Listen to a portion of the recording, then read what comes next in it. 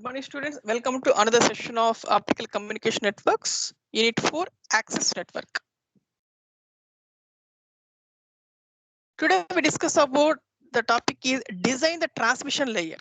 Here, what is meant by transmission layer in optical communication? Nothing but at the time of to fix a optical fiber cable from one point to another point, that is source to destination, or one telephone exchange to another telephone exchange, or telephone exchange to your home, or telephone exchange to service provider, or telephone exchange to servers. How to build this transmission layer? What are the different techniques are available for the designing of this transmission layer? At the time of designing a transmission layer, how to increase the transmission capacity? How to increase the transmission capacity? Why you are going for this one, increasing the transmission capacity? Here today, the initial stage, the number of customers in the network is 50. What about in future? In terms of millions. At that time, how to increase? Whenever the number of customers are increases, how to increase the transmission capacity? How to increase the transmission speed? Whenever the customers are within the same network, it is not possible to increase the number of customers. At that time, we have to increase the network also. At that time, we have to go for this, increase the transmission capacity.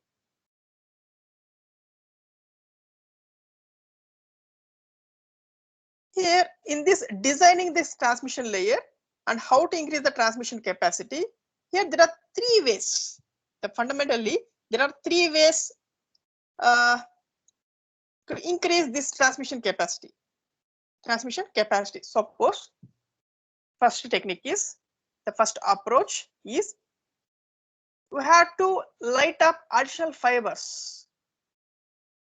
Light up additional fibers, or to deploy additional fibers as needed. That is, we have to take additional fibers to increase the transmission capacity in the transmission layer. Nothing but, suppose we have to take a path from Tirupati to Hyderabad. We have to fix one optical fiber cable.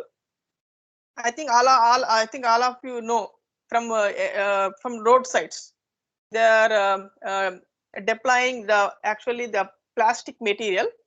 Inside the plastic material, we have to insert a number of optical fiber cables. I think all of you seen, right? In the roadsides, they are using their plastic cables. Inside the cables, where you have to fix the optical fiber cables. Suppose the network supports only 50 customers between Tirupati to Hyderabad. In future, 50,000 are there. At that time, other additional cables are fixing from Tirupati to Hyderabad. This is the first approach. That is, light up additional fibers or to deploy additional fibers as needed. This is called the SDM approach. Spatial division multiplexing. Spatial division multiplexing approach. Next, the second one. Instead of additional fibers, we are applying TDM technique, time division multiplexing technique. Instead of additional fibers, we are applying the TDM technique to increase the transmission bit rate. You know the concept of TDM. The TDM working in the principle of time slots. Whenever the number of customers are increases, we have to give some time slots for each customer to use that particular network.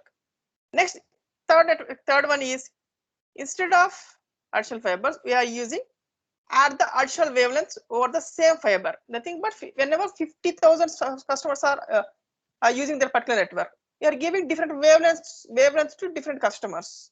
Use the same optical fiber cable. That is the concept of WDM approach, wavelength division multiplexing approach. These are the three approaches are available to designing the transmission layer with increasing transmission capacity. That is SDM, TDM, WDM.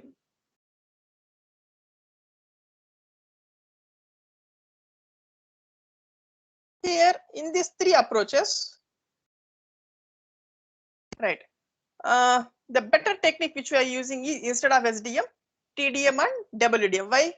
In SDM technique, which we are using additional fibers, that is, the installation time is more and cost also increases. That's why instead of additional fibers we are using, we are taking a TDM technique and WDM technique. All right. Here, when the time of deploying more fibers or deploying additional fibers between source to destination. Here, instead of investing in higher capacity TDM or WDM system, what are the several factors or decision making process? That is, compare SDM, TDM and WDM at the time of installation of network. What are the decision making process? Here, first decision making process here.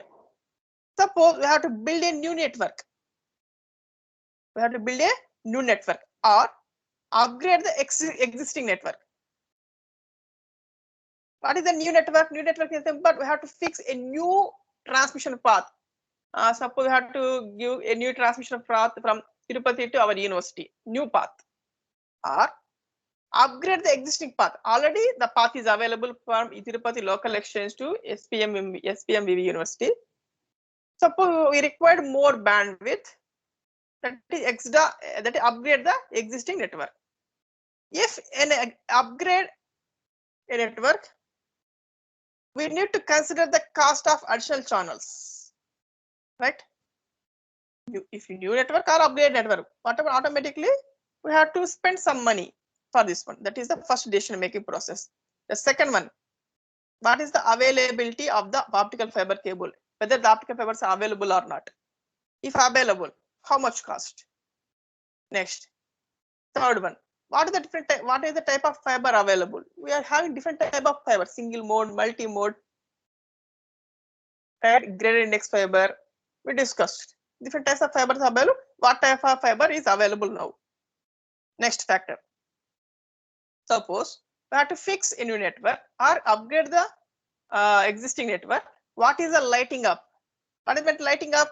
Here the lighting up is nothing but what is the we are using LEDs or lasers for this purpose. And what is the capacity for the LED or laser?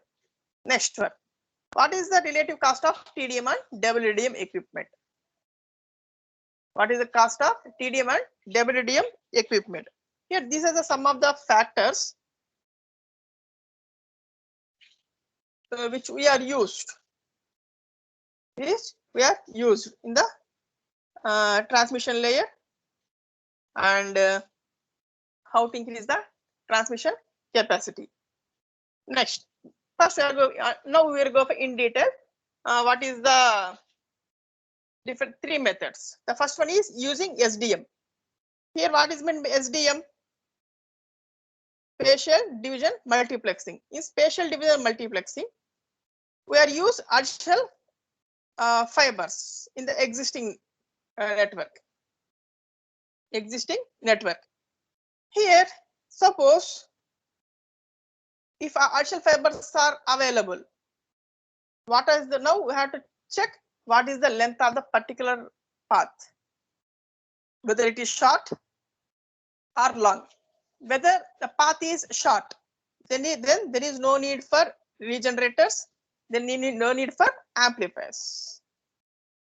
When amplifiers or regenerators are required, and the path length is more, that is from source to destination path is more.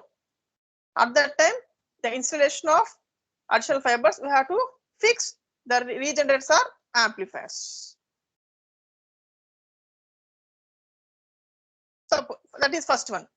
Suppose second one, if no fibers are available on the route, if no fibers are available in the route, nothing but we have to fix a new cable system from entire source to destination path. At that time, we have to check what is the cost required. What is the cost required? Suppose at that time we have to check how many number of customers are there in the source network or how many number of customers in the destination network, whether it is expensive or not, depends upon the particular number of customers available in the network. When the customers are high in the particular network, no problem, it is useful for our customers. If customers are less, it is waste. wasting of bandwidth also. Here, what are the drawbacks of this one? It is upgrading our newly built network. We are getting some problems. That is mainly cost problems. Not only cost problems, it takes more time. We have to fix a network. We have to give additional problems again. We have to drill over the land beside the roads and fixing again optical fiber cables. It takes more time fixing the additional fibers. Here, not only that one, we have to take many number of permissions from the particular authority in the local. Suppose we go from one city to other city, we have to take national highways. We have to take permission from national highways. Suppose within the city, we have to take the permission from municipal or corporation offices. Different factors are available. That's why we are going for, instead of SDM, we are going for TDM or WDM. Here in TDM or WDM, just instead of fixing the new cables by existing network, we are applying the techniques. Here in this TDM is not a cost-effective technique. By applying time slots, we are giving to apply time slots to number of users. Number of users.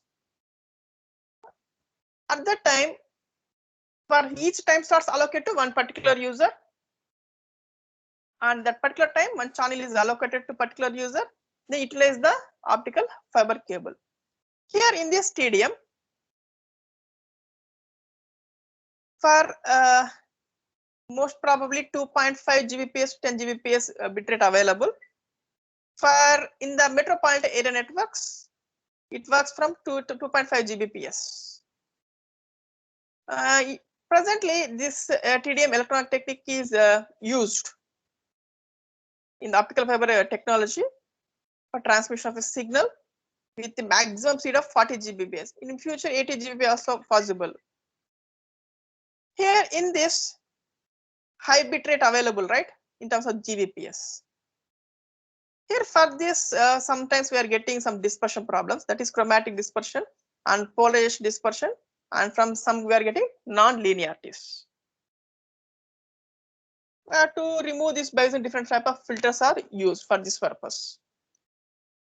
Next technique is WDM technique, that is wavelength division multiplexing. The maximum speed available for this wavelength division multiplexing is 10 Gbps. It is preferable. Here in this, somewhat decreases bitrate to reduces this chromatic dispersion, polarization, mode dispersion, and non-linearities. Just slightly change the speed, that you had some reduce the speed, and automatically it reduces the different types of dispersions and non-linearities. Here, this WDM system, it is more flexible for some building connections, from building to building connection networks, right? Here in WDM, each customer working with a different wavelength, then automatically there is no problem inside the optical fiber cable. Do you have any query in this topic? Please type your query in the chat box. Thank you for attending this topic. Now let's move to the next topic.